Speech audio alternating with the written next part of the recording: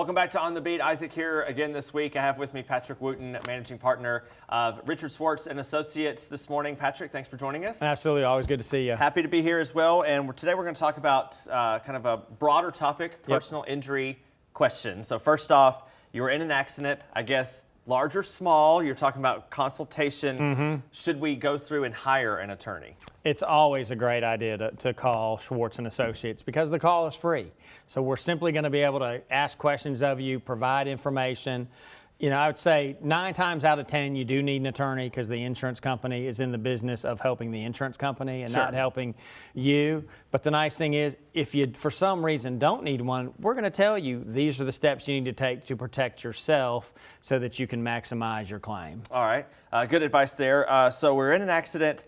The attorney says something about policy limits, or we can only recover policy limits. So what are those exactly? That's a great question, one we get so often. So the legislature has set the rules in Mississippi. You have to carry $25,000 in liability coverage. That is the minimal accepted policy limits. Okay. So you have auto insurance with XYZ Insurance. You enter into a contract with them. When you're talking to your agent or call the 800 number, you may say, how much is $25,000? How much is $50,000? How much is, man like you, $1 million in coverage? But it's a contract, and that's all the insurance that you are covered for if you cause an accident. So so that doesn't have anything to do with like personal injury? Because is that different than liability, or is that one and the same? It's kind of one and the same. Okay. But people call it your personal injury policy or your liability policy. Okay. So how does that impact the settlement if we get there? It's great. So you run into Nancy, who's sitting over there, in Herder, and you have $100,000 in limits. Okay. Hopefully it's a minor accident.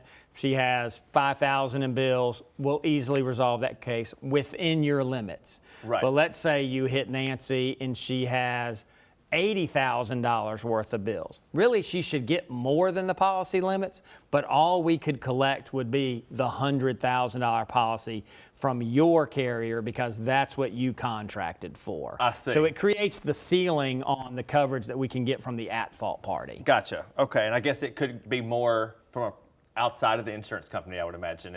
You can get into steps if there's uninsured motorist coverage, med pay coverage, and that's the benefit of going back to the first question of hiring a lawyer because there's so many different coverages that may apply to help you collect. Well, that gets us into the next question. So say you have full coverage, what does that mean? What does the scope of full coverage usually look like? It's kind of like a weatherman saying things that's partly cloudy. It really doesn't mean anything.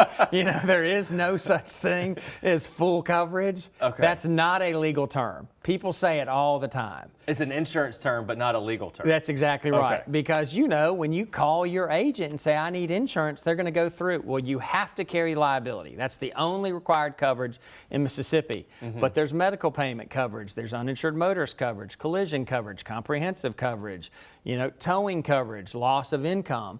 It's truly a cafeteria plan is what it is. So when someone says, I have full coverage, I guarantee you they don't. They are not paying for every conceivable coverage that you can pay for because guess what? Your premiums go up. The more coverages you have on your policy, the higher your monthly premium is going to be. That's good advice too. And the last question, say someone wants to be like you when they grow up. Yep. What does that look like to become an attorney? Well, I'm going to tell them first, try to be a weatherman, Okay.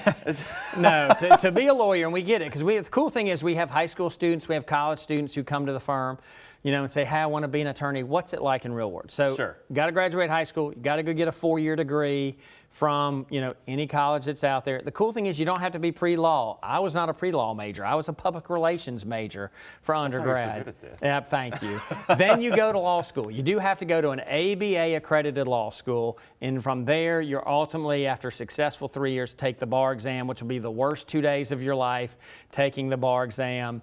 Hopefully you will pass it, and then from there you get to be an attorney and spend the rest of your life, in our case, helping people each day. Awesome. Well, Patrick, we sure appreciate your time this morning.